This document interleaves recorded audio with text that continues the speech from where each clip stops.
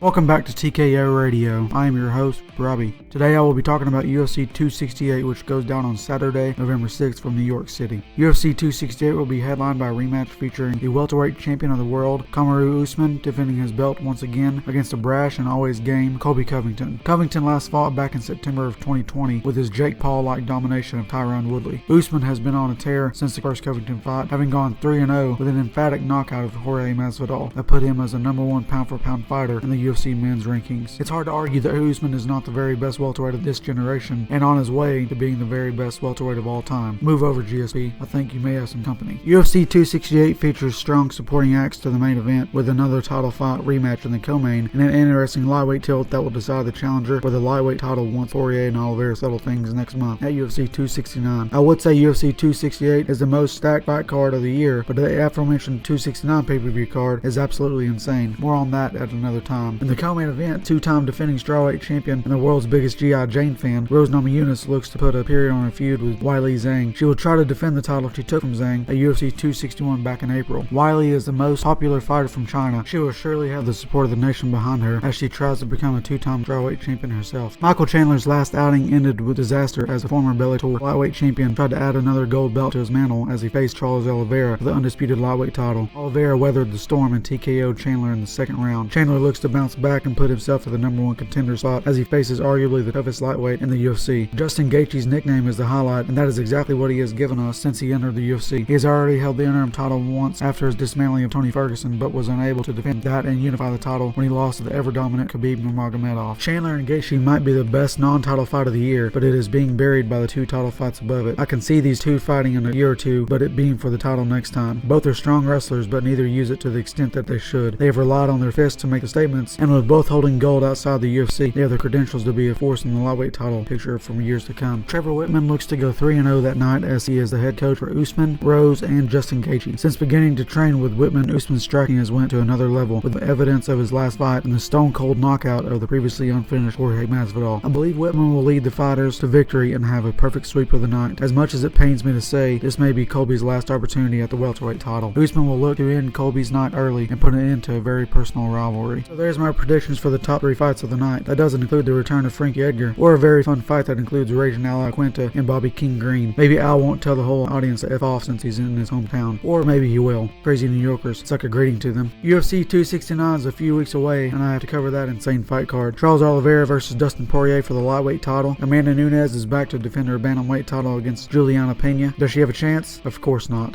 But the UFC will make you think so. The three-piece and a soda is being served up again when Jorge Masvidal finally answers for the backstage fight he was involved in with Leon Edwards. Cody Garbrandt, Sugar Sean O'Malley, and Dominic Cruz are all on the card, but they're all fighting someone else. Crazy night of fights kick off December. But first, we find out if Usman is really the GOAT at welterweight. See you there, folks.